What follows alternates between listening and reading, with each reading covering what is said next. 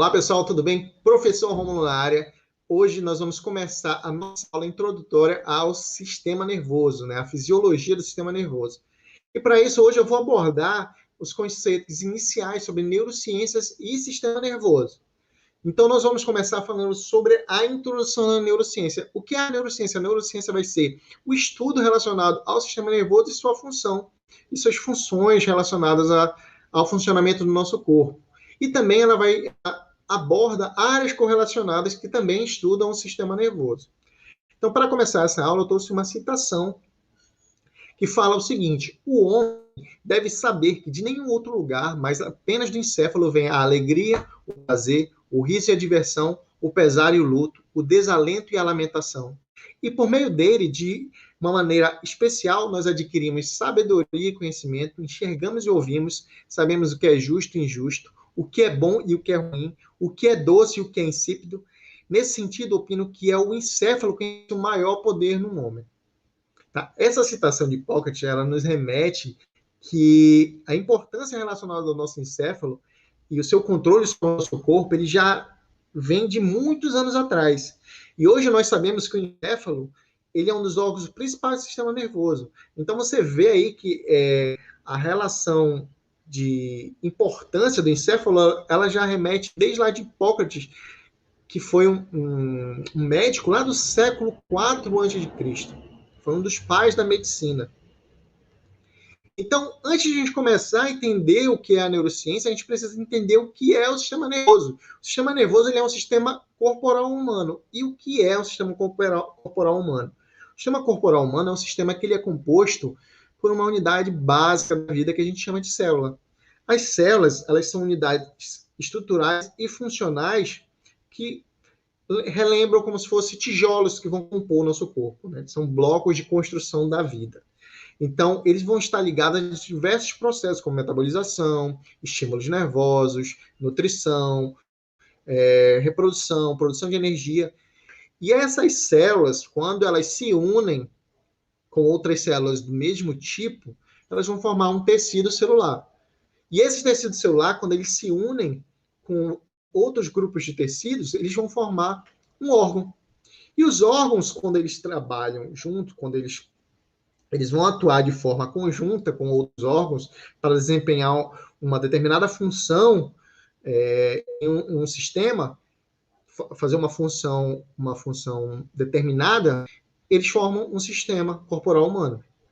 Então, por exemplo, o sistema nervoso ele é formado pelos neurônios, que é um tipo celular. Os neurônios, quando agrupados, formam um tecido nervoso. E esse tecido nervoso, quando está agrupado com outros tecidos nervosos, eles vão formar as estruturas que compõem, os órgãos que compõem o sistema nervoso central e o sistema nervoso periférico.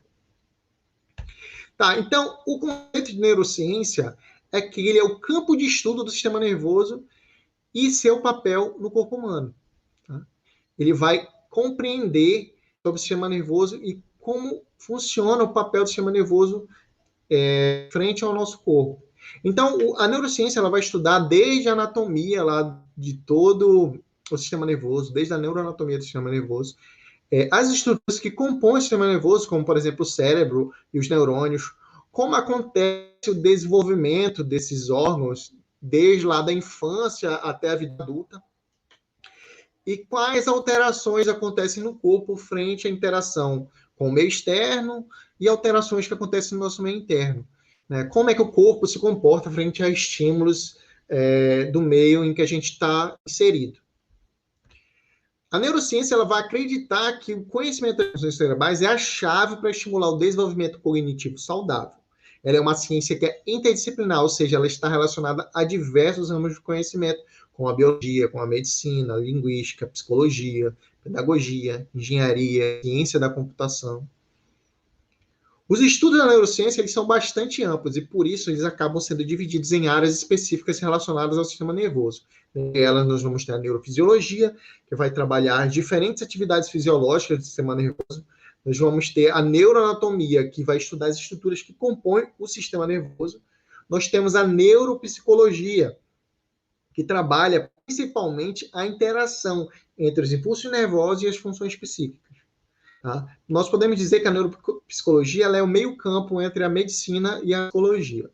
Já a neurociência comportamental e a cognitiva, elas estão envolvidas, elas vão estudar os nossos processos mentais e como esses processos mentais vão desencadear nossas ações e também como funcionam outros comportamentos complexos, como a parte de aprendizado, a memória, né? Então, esses estudos de neurociência comportamental e neurociência cognitiva, eles são correlacionados.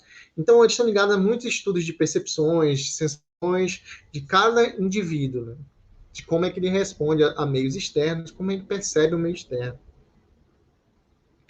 O sistema nervoso ele vai ser responsável por processar e armazenar informações que a gente adquire através de estímulos. Ele é responsável pelo funcionamento da nossa fisiologia e também do nosso comportamento. De maneira geral, o sistema nervoso ele vai possuir três funções básicas principais. A primeira delas é a sensitiva, que ele vai absorver e sentir estímulos vindo tanto no meio interno do nosso corpo, quanto também no meio externo do nosso corpo. Já a função integradora, ela vai receber essas informações sensitivas e vai armazenar uma parte delas e tomar decisões sobre qual comportamento ele é apropriado para aquele estímulo que ele recebeu. Tá?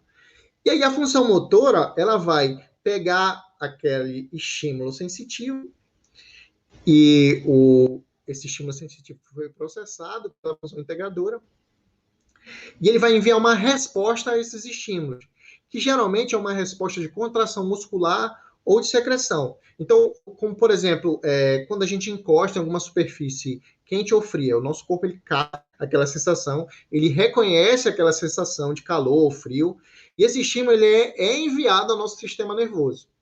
Tá? Então, mais precisamente ao nosso córtex cerebral. Então, ele vai interpretar aquela sensação, aquele estímulo, e aí ele vai programar uma resposta adequada para aquela sensação. Então, no caso, por exemplo, de você estar você pega um objeto quente, né?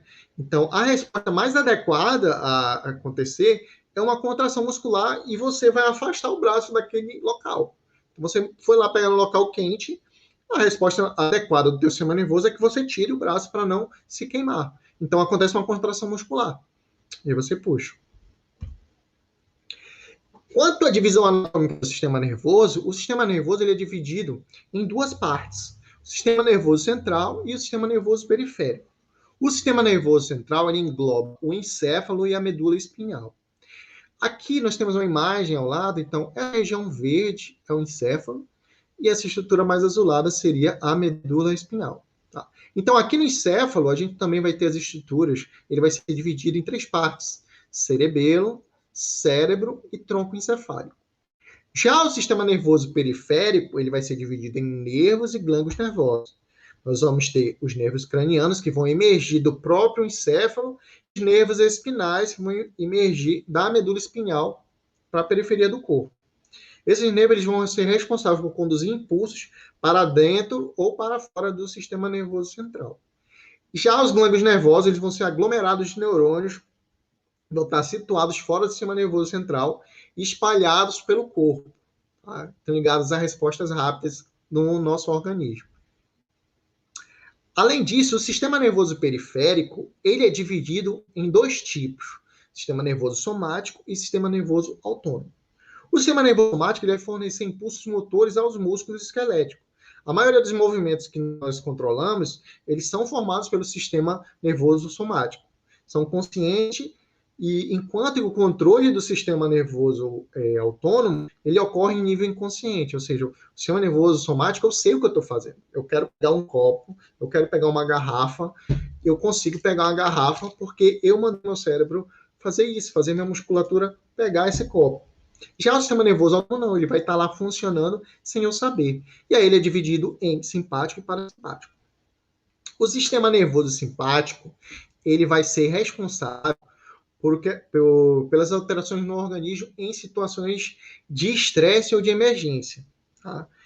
Assim, no caso, quando acontece isso, ele vai deixar, esse sistema nervoso autônomo simpático, ele vai deixar o indivíduo em estado de alerta, de luta ou fuga, que a gente chama. Então, ele vai estar preparado para uma reação de luta ou uma reação de fuga. Tipo, você está numa rua e aparecem pessoas, dois jovens numa moto. Geralmente aqui no Brasil, quando chega duas pessoas numa moto, a gente já sabe que pode ser um assalto. Então você já começa a se preparar, a ficar nervoso. E aquilo ali pode desencadear várias sensações. Dilatação de pupila, liberação de adrenalina, aceleração dos batimentos cardíacos. Quem faz isso é o sistema nervoso autônomo simpático, tá?